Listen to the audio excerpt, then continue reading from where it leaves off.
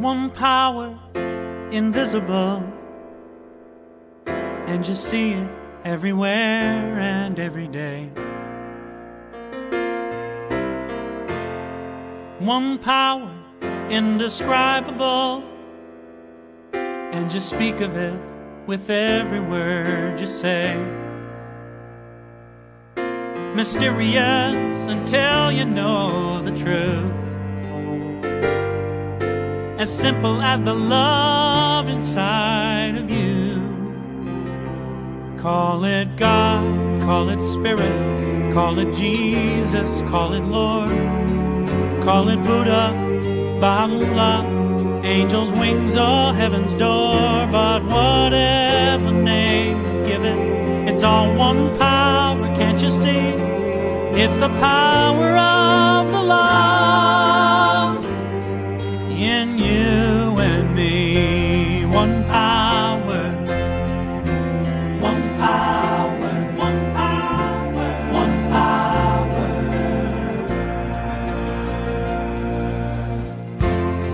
We speak so many languages, different clothing, different colors, different names. The different is only dangerous when we forget that in the heart we're all the same. And we'll remember once we close our eyes to see that such distances were never meant to be. Call it God, call it Spirit, call it Jesus, call it Lord, call it Buddha, Baha'u'llah, Hashem or heaven's door. It's Muhammad, it's your mind, it's your soul, or it's your sign. It's the universe, it's music, Mother Earth or Father Time. But whatever name you give it, it's all one power, can't you see? Whatever name you give it, it's the very air we breathe. Oh, it's the power of the love in you and me. One power, oh, one power, is what we are. One power, one power.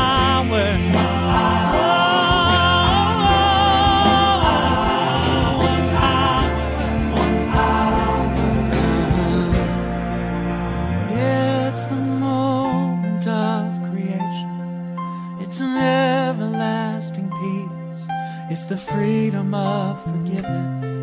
It's the sweetness of release. It's the joy of inspiration. It's the sunshine on your face. It's the birthright of all nations. It's the boundlessness of space. It's the beauty of a baby, the serenity of sleep. It's the anger we abandon.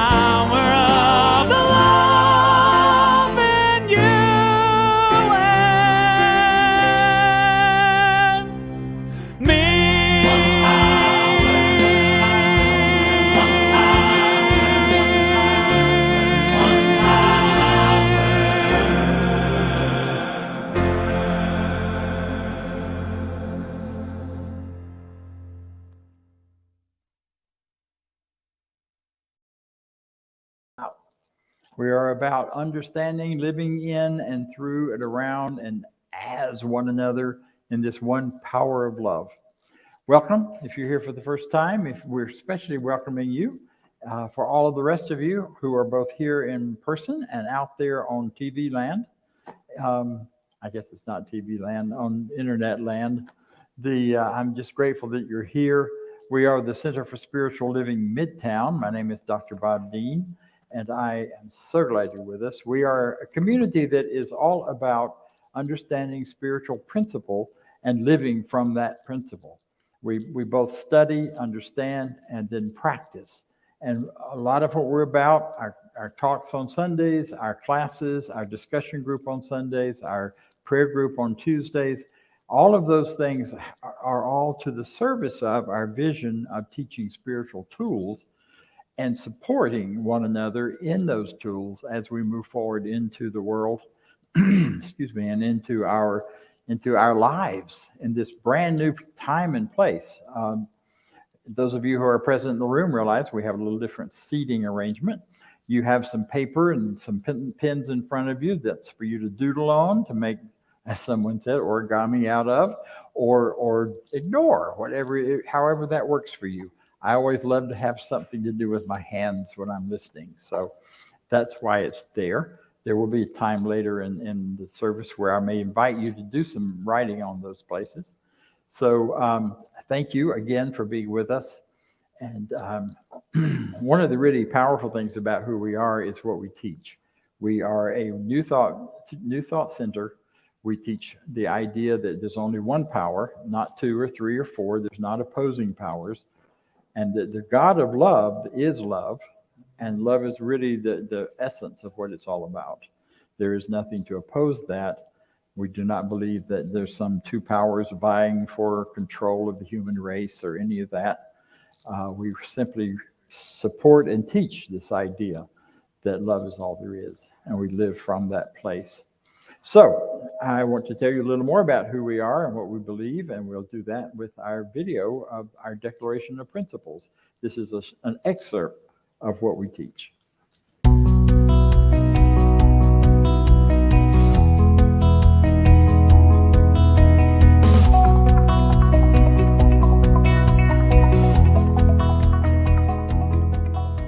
I believe in one God, one absolute power and first cause to all things. I believe that this power is perfect love and creates out of a desire to express love. I believe all thought is creative, and how I choose to think creates my personal experience. I believe in the unity of all life and the immortality of the individual soul, forever unfolding. I believe in the eternal goodness, the eternal goodness of God, the eternal loving kindness, and the eternal givingness of God to all. And so it is. And so it is. And so it is.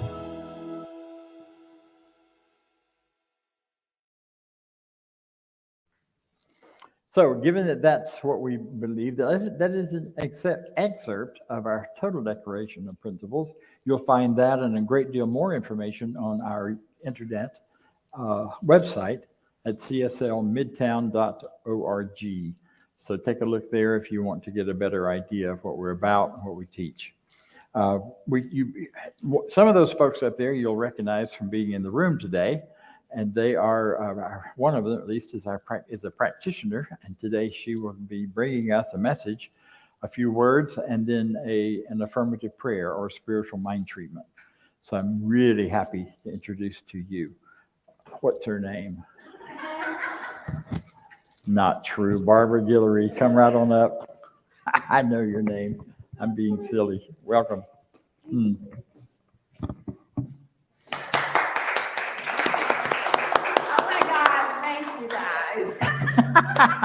Yes. Such a warm welcome. That's great. Yes. So, want to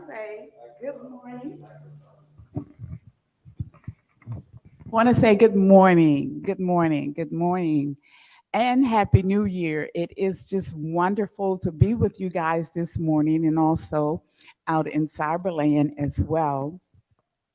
So, it's just great. The new year bring about a newness, uh, bring about vibrancy, and of course, we give it another chance. We give it another thought. We give it another idea. I particularly like this time of the year because Dr. Bob always review the 4 foundations of this teaching: the thing itself, the way it works, what it does, and how we can use it. So these are the fundamental teachings of what the, at one time, Science of Mind was all about, but now the Center for Spiritual Living. And today our focus is on the thing itself. So what exactly is the thing itself? Is it a blob? Is it energy? Is it a thing? Is it an entity? Just what exactly is the thing itself? I'm going to share with you my experience on the thing itself, and then I'm going to share with you Ernest Holmes' idea of what he says the thing itself is. So as most of you know, I grew up as a Catholic and came to this teaching, and of course it was very foreign to me. So the way that I had to get into the teaching, you kind of understood how the physical world worked, but not necessarily the principles, the spiritual world. One analogy was a car. We all know and understand how a car works. The engine in the car is the energy that allows us to operate that car. If we want to go forward, we put it in drive. If we want to go backwards, we put it in reverse. Or if we want to just sit, we put it in neutral. Well, that is one of the ways, many ways, that I have had to learn how to use the thing itself.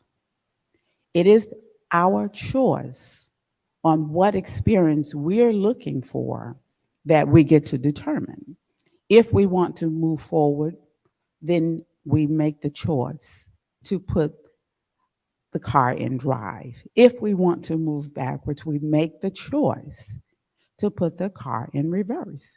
And if we just want to be an observer in life, then we're just neutral. We're not moving. We're just being the observer. And in life, sometimes it's just great just not to do anything. Sometimes you hear the young people say, oh, you're doing too much, you're doing too much. Yes, sometimes we're just doing too much. We do have the impulse to feel that another person is responsible for that experience that we're having. I can tell you that's not the case. And again, because we're choosing the thoughts, the ideas, the concepts that we get to experience. The triggering that comes when we come across maybe somebody or an event or something that's happening, or we just could be watching TV, or somebody just could be talking, and there's this impulse that we feel. You can know just from that experience, it's a choice of thoughts. If we choose the right thought, our experience, of course, will be one that's pleasant. And if not, then we're certainly going to feel like we've just been victimized. That was never the intent of the other person or the event. One of the sayings from Ernest Holmes, universal principles are never respecters of persons. The universe has no favorites. And again, this is one of those concepts, those ideas. As a Catholic, it's like, no, this is not right. It just didn't make sense. And of course, you don't understand it. And even now, I'm having to go back and again go over the foundation. So this is always a great time to revisit that foundation. So in learning this concept, I'm not that special. Everything is not about me. I'm just not the victim every time. So there's a balance. It is about you and then it's not, but you have to be mindful in the choices that you make and understand when it is and when it is not. So Ernest Holmes says, the mind.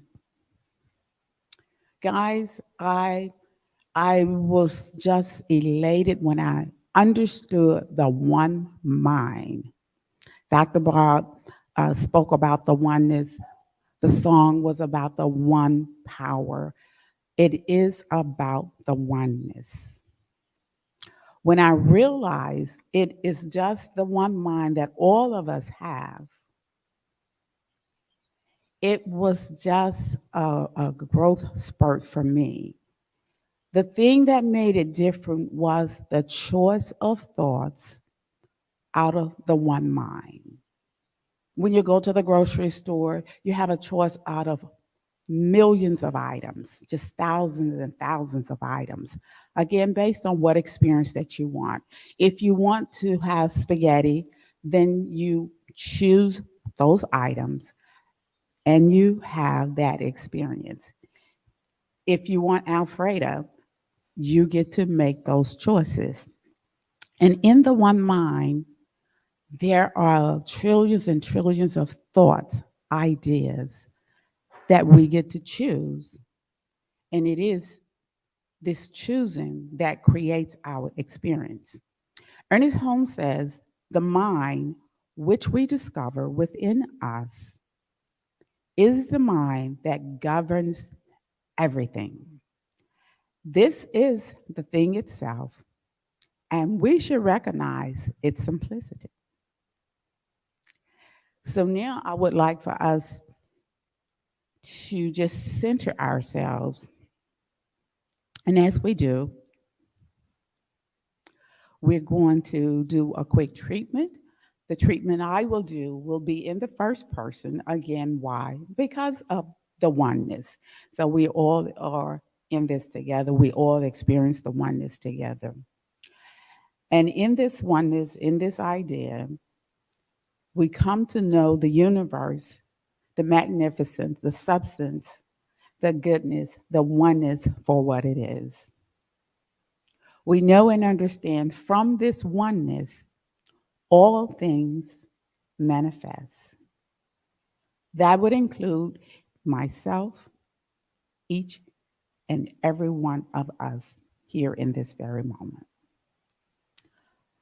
I am a creation of the oneness. I am a manifestation of the oneness. I am one with the oneness. And in knowing this, I am empowered in understanding I am a co-creator with the oneness. And as a co-creator with the oneness, I create the experience that I so desire in my life. I create an experience of wealth. I create the experience of health. I create the experience of love. I create the experience of prosperity. I create the experience of peace for myself. It is this oneness, it is this understanding of the oneness, it is this knowledge of the oneness that I am so grateful to know. And for this, I am thankful. And so it is. And so now, guys, we will have a song, God Is.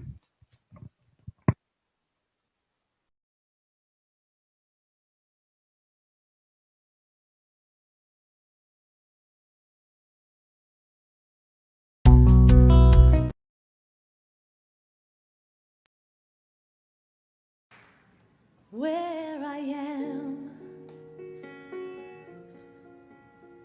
God is. where I stand, God is standing strong. Where I breathe, God is breathing life in and out and through me. Ask me where I sing, God is.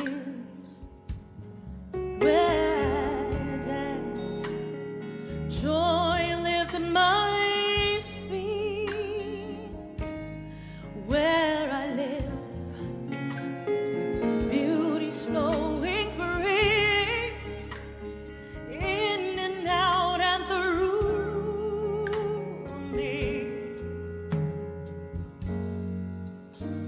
As me,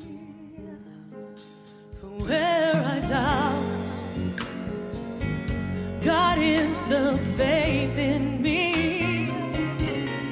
Where I cry, God is the comfort there. Where I seek, God is the answer. Here and now, forever and ever and ever.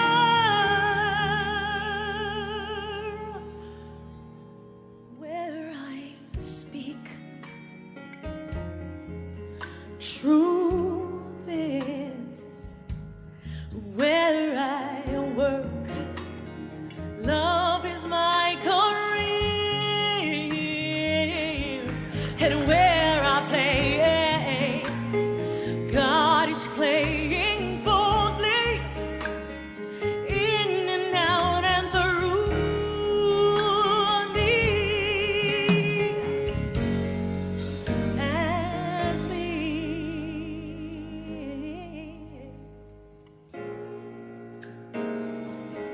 oh, oh, do-do-do. Oh, hey, yeah. Where I am, where I stand, where I play, where I work and breathe and move and feel, where I sing, where I dance, my dance, my dance, wherever I go, where I pray and take and give and leave.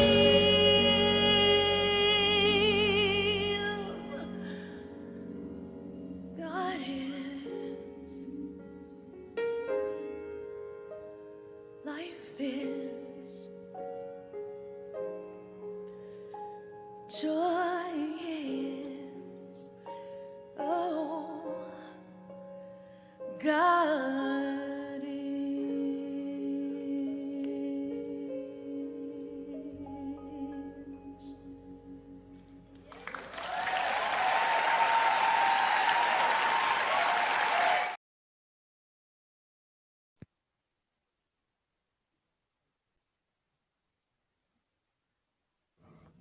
Am I on? There we go. Thank you.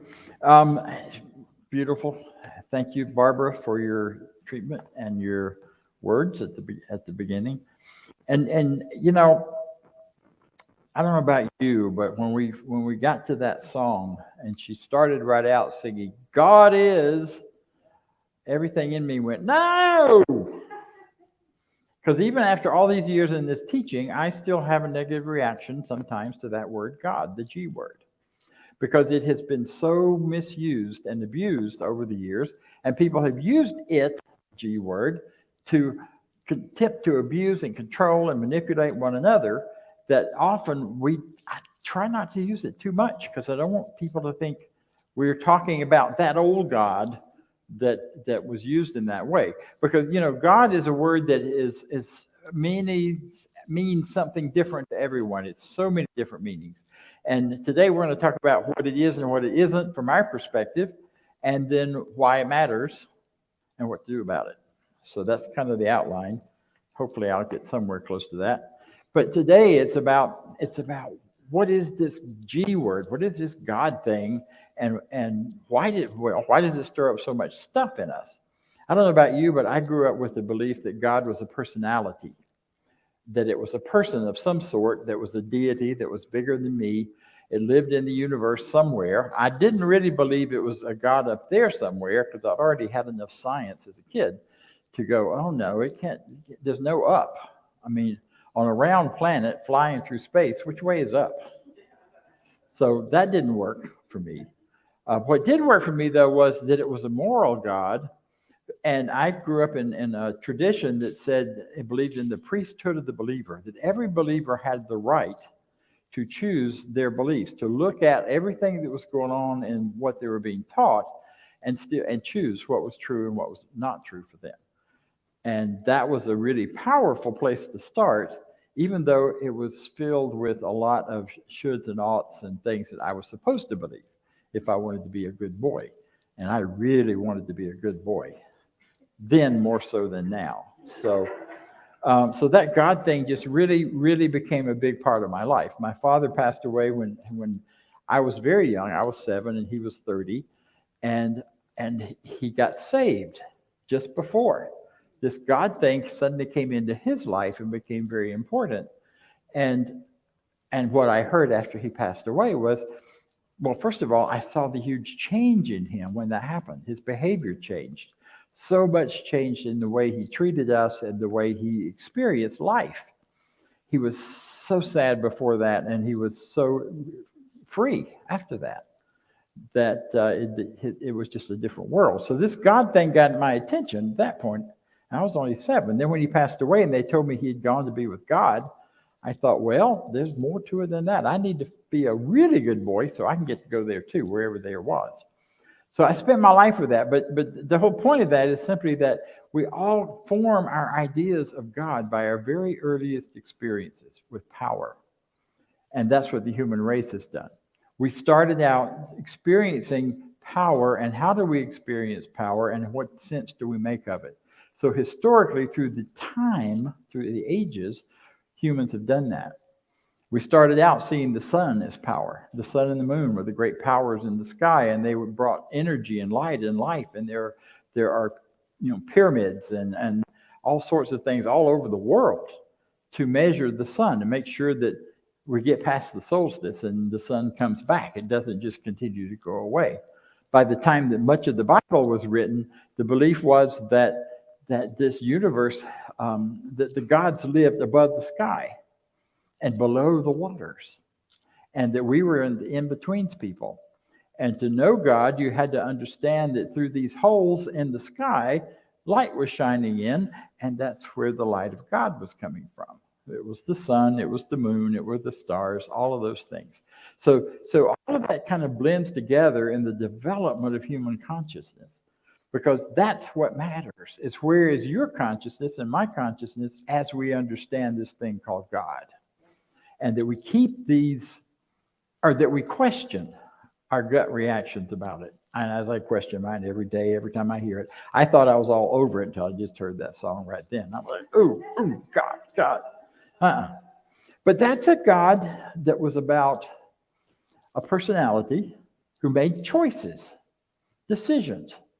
Sometimes it would hand out blessings and good things, and sometimes it would hand out not so good things, but there was never any clear understanding from my part of what made the difference. If you behaved good enough, maybe you got the good stuff. But then I also saw people I didn't think were behaving very well, getting all the good stuff, or a lot of the good stuff. And then I heard, well, when you get to heaven, that'll all be balanced out. Because in this life, you're not going to have it that way, but when you get to heaven, the bad guys will lose and the good guys will win. Well, that didn't last but too long. But the whole point of this is the idea that the power of God, the power of this G word, God, is outside of us. when I got into a 12-step program, I learned I had already thrown all ideas of God out at that point, but I had to have some kind of idea. So what I heard was good orderly direction, G-O-D. I adopted that for a while. That really worked well for me. This idea of oneness, though, took a little longer. I remember in that period of the G-O-D, the good orderly direction, I was in my backyard in a hammock, just rocking, enjoying the afternoon. It was hot. That was the coolest place other than the air conditioning, and I didn't want to be in air conditioning right then. So I'm rocking, I'm looking up at the trees, and I'm thinking, and this idea hit me. You know, every time I breathe out, a tree breathes in. Every time I release something, something comes back to me. So there's a circuit, there's a flow. Not only am I, so maybe this oneness idea is about oneness within the natural world, which I studied a lot about. I started as a science major. So I did all that science stuff before I got into this philosophical work. And I went, wow, that turned a corner for me. That opened something up new in me, that all of my study about environments and how we are interconnected, it's really a study of oneness and how this all works together from one power, one energy, one place. And then the transformation came along further and further until I began to really adopt what we now teach, and what I now teach as part of the science of mind, as a teacher of science of mind, this idea of oneness. I thought about in your treatment, you said something to the effect, and forgive me for not quoting you right, but that we can choose to manifest prosperity, we can choose to manifest health, we can choose to bring into our lives more of peace, more of all of these things. Well, how do we do that? What are we doing that with? We're doing that with our minds, right? So the mind must be the link somewhere in all of this. That was my stepping stone. So this power of one started to grow in me whenever I was looking for and trying to understand religions. I was in a master or doctoral program, and I was looking at religions and why they were useful to people and how they were culturally developed and all of those things. And yet I kept thinking there's something underneath and below and behind that they're all trying to get to, but nobody seems to be expressing it. And then I walked into the Atlanta Church of Religious Science, and I heard them talk about oneness. Well, that sounds like what they're after. And then I heard there's a whole philosophy that's been around for eons that has been right there.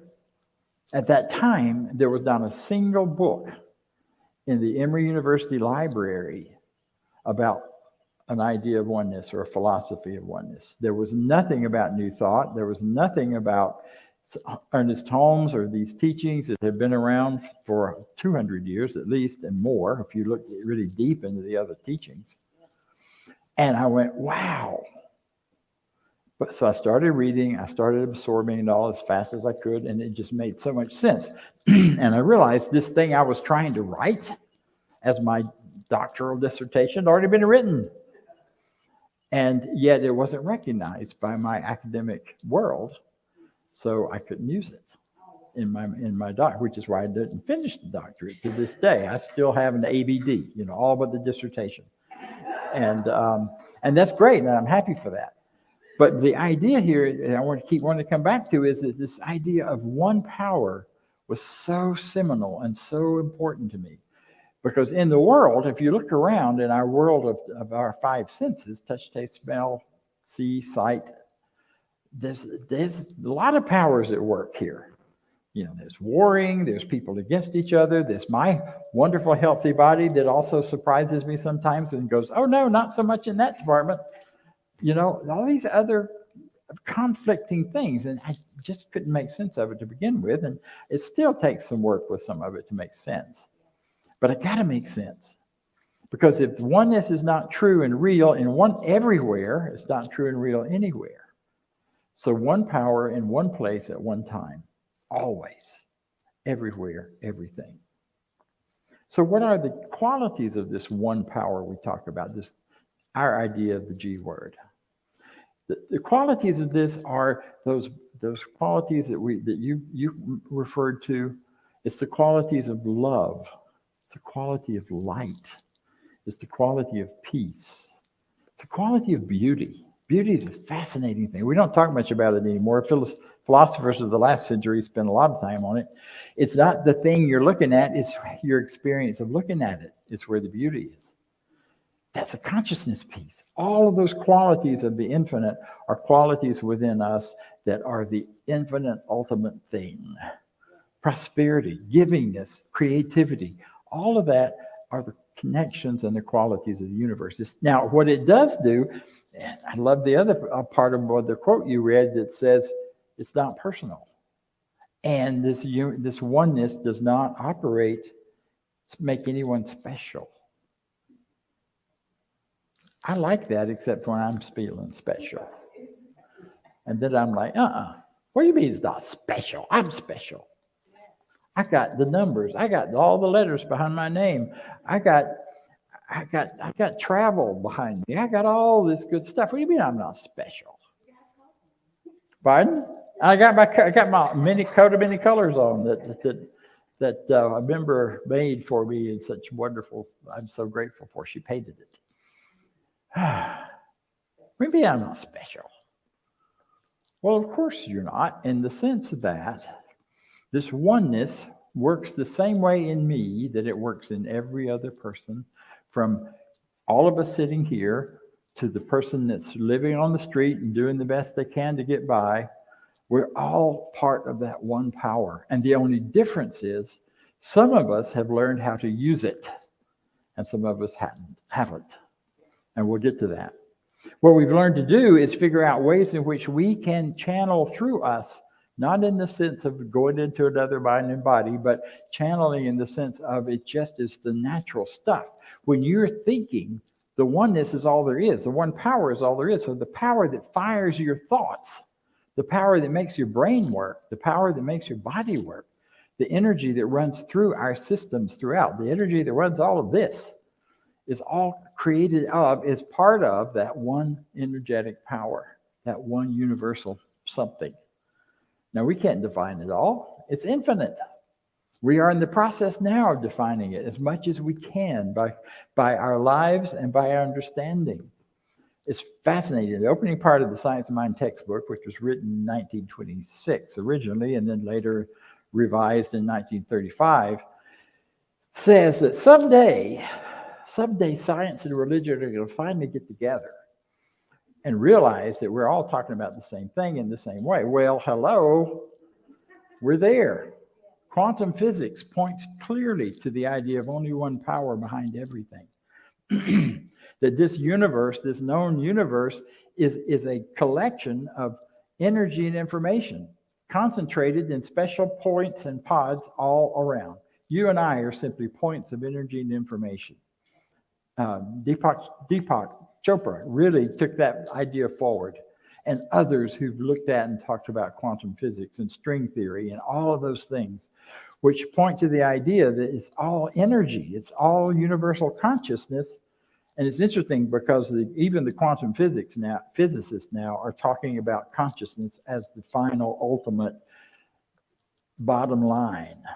Once they go past the string theory and the this theory and the that theory, they get down to what's the base, what does it all bubble up from? It all bubbles up out of it as part of universal consciousness. That's the thing itself. That's what we're talking about. We're talking about the fact that this thing right here is not solid. It looks solid. If I drop it on my toe, it will definitely feel solid. If I stumble around and against it, it will. We loaded it in and out of the truck today, and it was like, we didn't. Jake did. And it felt pretty solid when he picked it up and carried it. It didn't look as solid when he carries it as when I try to carry it, but still, it's solid. But it's not. You've got seventh grade science teaches you that it's a collection of molecules and energy, and there's far more space in there than there is anything solid. Where you go below and beyond that, what's behind that? Consciousness. So when consciousness is at work, God is at work, Spirit is at work, life is at work, and it's working as the only thing it can do, and then it takes all sorts of shapes and forms, which means we can create new, exciting, wonderful shapes and forms. I got a real sense of urgency to go, and here's an example of how we use it. I'm going back out west. I've been invited to join some friends at our new retreat center, Cedar Ridge, Camp Cedar Ridge, that CSL recently bought, and is this wonderful, beautiful space. Some of my friends were going to gather there for just an impromptu retreat. And they called and said, "You better come." Well, that's Seattle. That's all the way on the other side of the planet. No, just the other side of the country. And I was not in a real good place to just fork out the dollars. So I started looking around. It was late. Flights were $1,200, $1,300. I'm like, oh, no, we're not doing that. Kept treating about it. If this is for me, it'll come. Woke up one night about right at 12 o'clock. I'd been asleep a couple of hours. Just wide awake. Got to check flights. What? I'm sleepy. Okay, get my phone out. Check the flights. And the same flight I've been looking at for $1,200 was $360 that day. That night. I booked it. It went back up the next day. Why it was like that day? Well, So I got to go. And I got to go easily and freely and well, and it was well taken care of, and all that was in space. Now that's a prosperity consciousness piece. That's all about, if it's for me, if this is really to my highest and greatest good, then it will be provided. And that has been my experience my whole life, really, even before this teaching, but definitely since getting into this teaching, when I learned how to take that one power and use it by providing mold, not mold like it grows on the walls, but molds like a mold you would pour something into. I create a mold in my consciousness that allows me then to receive stuff. Now I'm getting way ahead because that's the talk for 2 weeks from now or next week or whatever. Right now we want to stay focused on what is this thing itself right here and right now. Now here's the question. Why does it matter what you believe about God? It is my personal belief, and has been my whole life really, that whatever you believe about ultimate power, whether you call that God or science or natural laws or whatever it might be, whatever you believe about that shapes the rest of your decisions. Because if you believe that ultimate power is dual and dualistic, then everything you do is going to be about making sure the bad guys don't win and the good guys do, if you're one of those guys, whichever way you see yourself.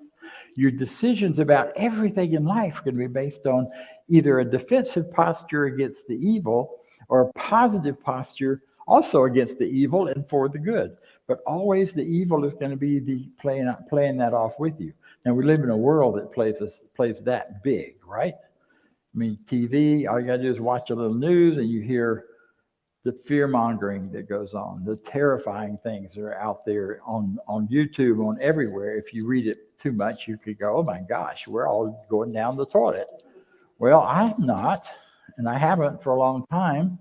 So I assume, again, we go back to what is the basic belief? Do I believe that I'm in a world that could be destroyed by evil forces that are beyond my control, that are supernatural?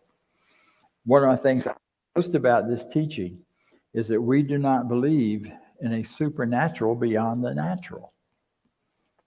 Now, that may be a little tough for people. Maybe God, this is all there is. Yeah, at this moment. God itself is everything you see and beyond, but the beyond is simply the natural that we don't yet understand. You know, magic.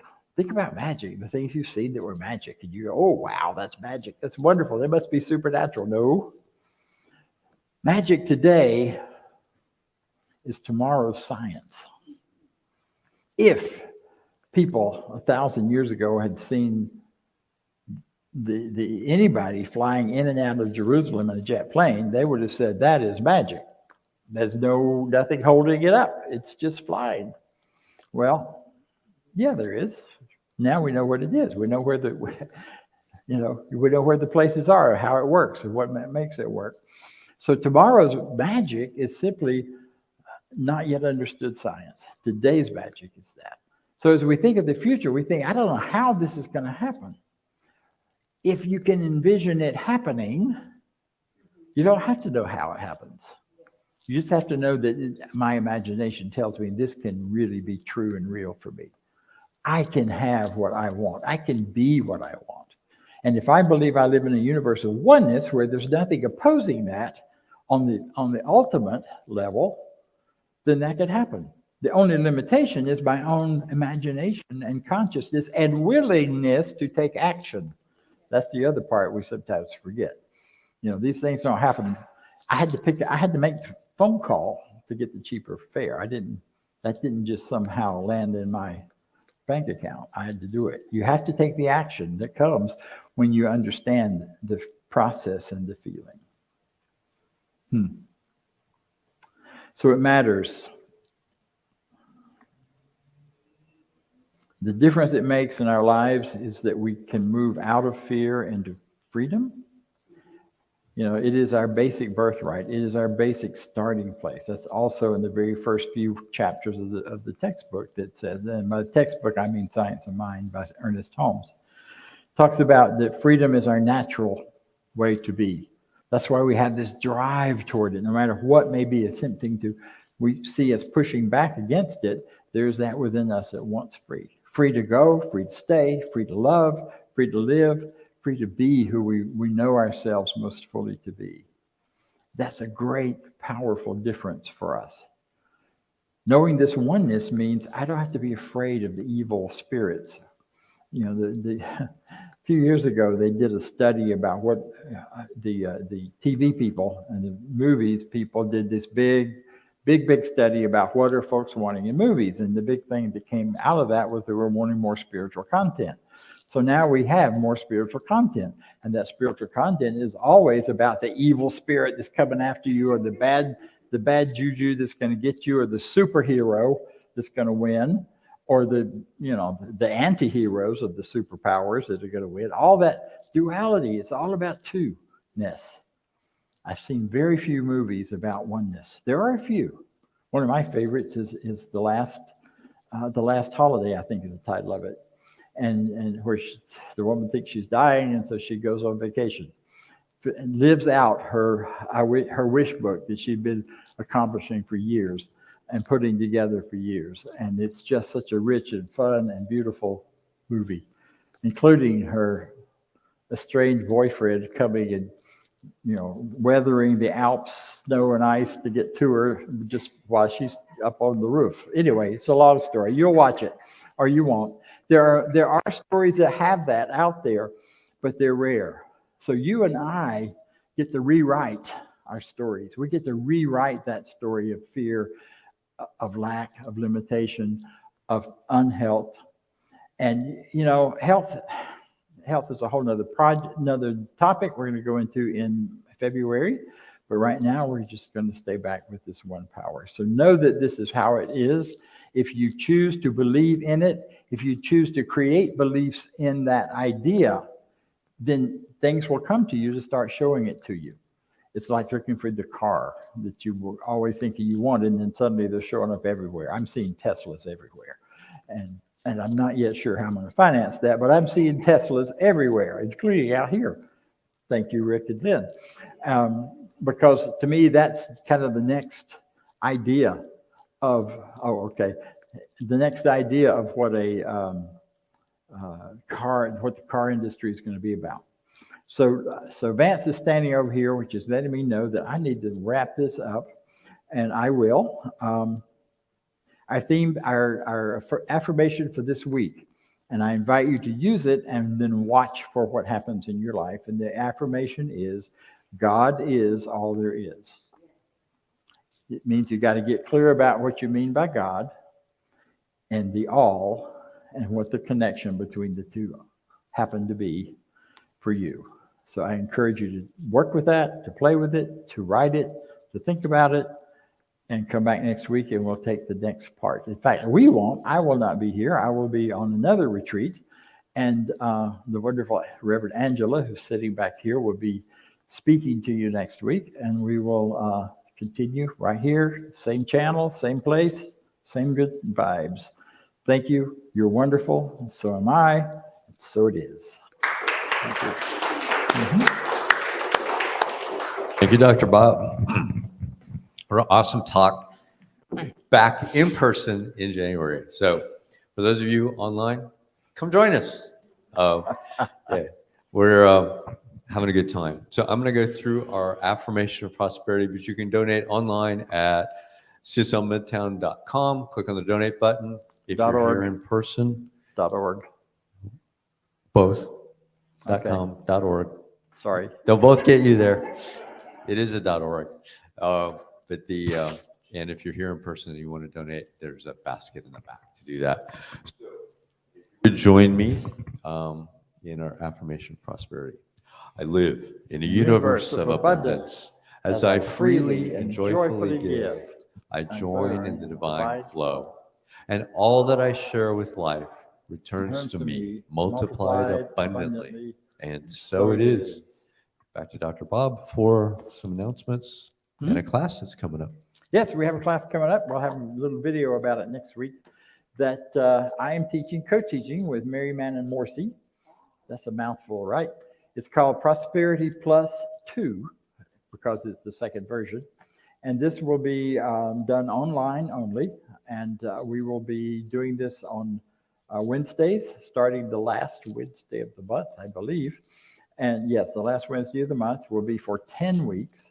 But it is an opportunity to fully embrace a prosperity consciousness that no matter what your dollars and cents are in the bank, you know you're well cared for and well taken care of. And she has many wonderful practices to do that.